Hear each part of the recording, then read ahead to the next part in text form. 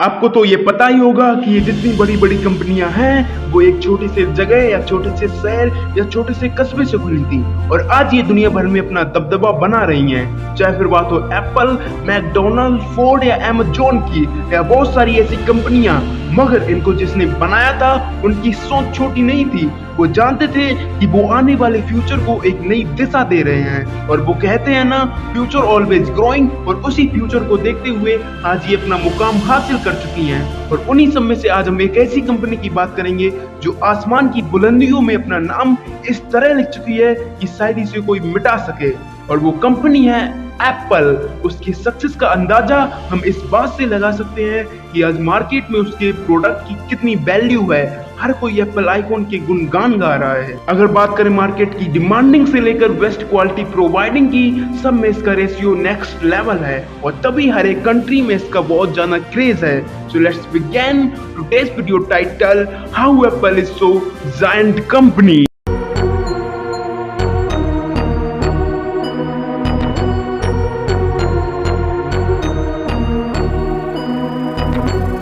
तो आगे जाने से पहले आप ये देखो, एप्पल का पहला ऑफिस।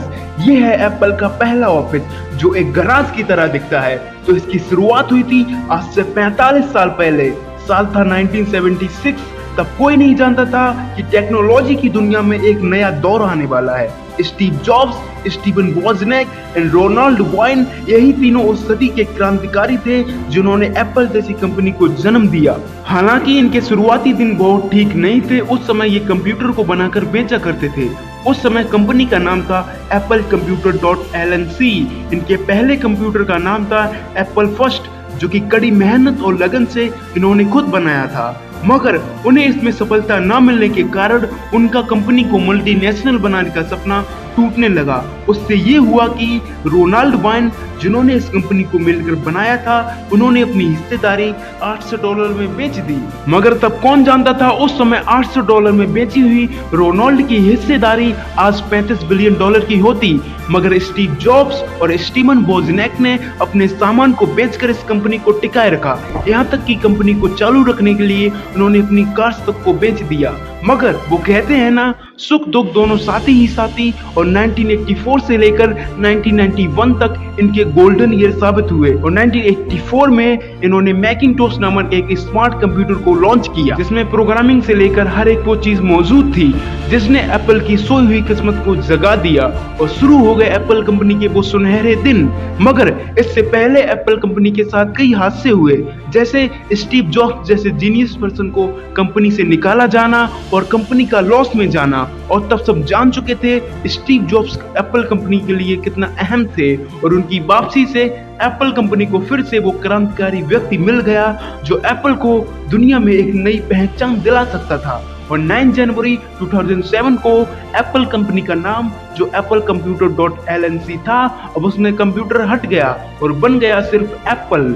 और कंपनी ने इतना प्रॉफिट कमाया कि 2010 में एप्पल ने सबको हैरान कर दिया। उस वक्त की सबसे बड़ी कंपनी माइक्रोसॉफ्ट को भी पीछे छोड़ दिया। इस वर्ष एप्पल ने सबसे मूल्यवान टेक्नोलॉजी कंपनी होने का खिताब जीत लिया। इससे पहले जो कि सिर्फ माइक्रोसॉफ्ट को मिला था, उस समय माइक्रोसॉफ्ट की टोटल वैल्यू थी $219.18 बिलियन, और जबकि एप्पल की टोटल वैल्यू थी $222.22 बिलियन, जो कि माइक्रोसॉफ्ट से ज्यादा थी। और आप एप्पल की कामयाबी का अंदाजा इस बात से लगा सकते हैं कि साल 2011 में एप्पल के पास अमेरिकी सरकार से भी ज्यादा पैसा था।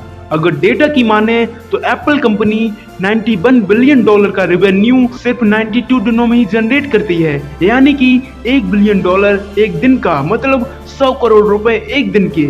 इसके प्रोडक्ट से लेकर इसकी क्वालिटी तक सब में ये आगे है, और ये अपने रेवेन्यू का 39% एप्पल आईफोन से ही कलेक्ट करता है। अगर आईफोन की बात हो ही रही है तो उसके बारे में एक और फैक्ट बता दें आप। 2012 में एप्पल कंपनी ने 40 मिलियन आईफोन बेचे। इसका मतलब 1,10,000 आईफोन प्रतिदिन, और एक घंटे की बात करें तो 4,583 प्रति घंटे, और 76 आईफोन प्रति मिनट में बेचते हैं।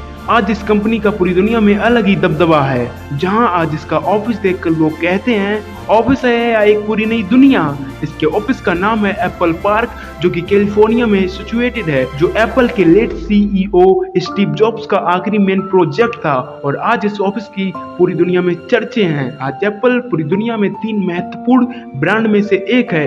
यहाँ तक कि ये इंडियंस के लिए इतना खास है कि कंपनी में काम करने वाला हर तीसरा व्यक्ति इंडियन है और आज ये दुनिया के ग्रोइंग ब्रांड में से एक है। तो इसी के साथ अगर आपको इस वीडियो से कुछ नया सीखने को मिला तो हमारे चैनल को सब्सक्राइब करें। अगर आप भी मानते हैं कि कुछ नया करने के लिए एक क्रिएटिव सोच बहुत ही मायने रखती है तो हमें कमेंट बॉक्स में जरूर बताएं। तो अगर आपको भी इस वीडियो से कुछ नया सीखने को मिला तो चैनल को सब्सक्राइब करें और बेल आइकन को ऑन करें। अगर वीडियो में कुछ पसंद आया तो वीडियो को लाइक शेयर एंड कमेंट करें। तो मिलते हैं नेक्स्ट वीडियो में। Thanks for watching.